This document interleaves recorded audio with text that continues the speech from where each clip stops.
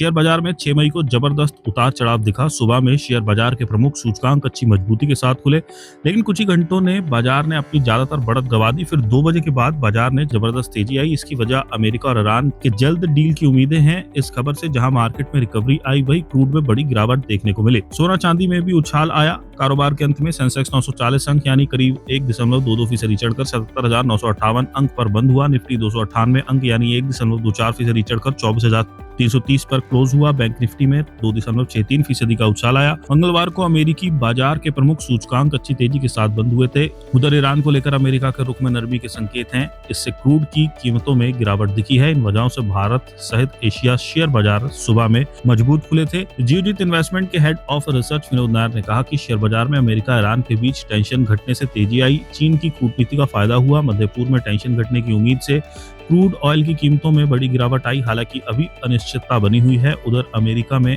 AI कंपनियों का मुनाफा बढ़ने का असर बाजारों पर पड़ा है। इधर भारत में चुनावों के नतीजों और ECLGS 5.0 को मंजूरी से सेंटीमेंट पॉजिटिव हुआ है। सबसे ज्यादा तेजी इंटर ग्लोबल एविएशन के शेयरों में आई है। ये शेयर 6.65% चढ़कर 4,520 रुपए पर बंद हुआ। टाटा मोटर्स कमर्शियल का शेयर 5.71% की उछाल के साथ 429 रुपए पर बंद हुआ। टाटा मोटर्स पैसेंजर के शेयरों में 5.29% की तेजी आई। BPCL का शेयर 5.21% उछलकर बंद हुआ। लोड़ा डेवलपर्स का शेयर 4.55% उछलकर बंद हुआ। IOC का शेयर 4.27% चढ़कर बंद हुआ।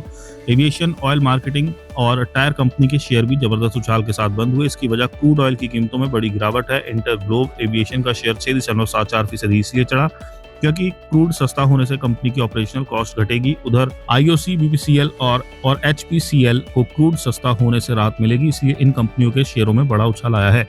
इन 5 वजहों से बाजार में आई जबरदस्त तेजी। पहला, बैंक के शेयरों में जबरदस्त खरीदारी। शेयर बाजार में रिकवरी में बैंकिंग शेयरों का बड़ा हाथ रहा। सरकार ने मध्य पूर्व में लड़ाई से प्रभावित बिजनेसेस को राहत देने के लिए क्रेडिट गारंटी स्कीम को मंजूरी दी है। इसका असर 6 मई को बैंकिंग शेयरों पर देखने को मिला।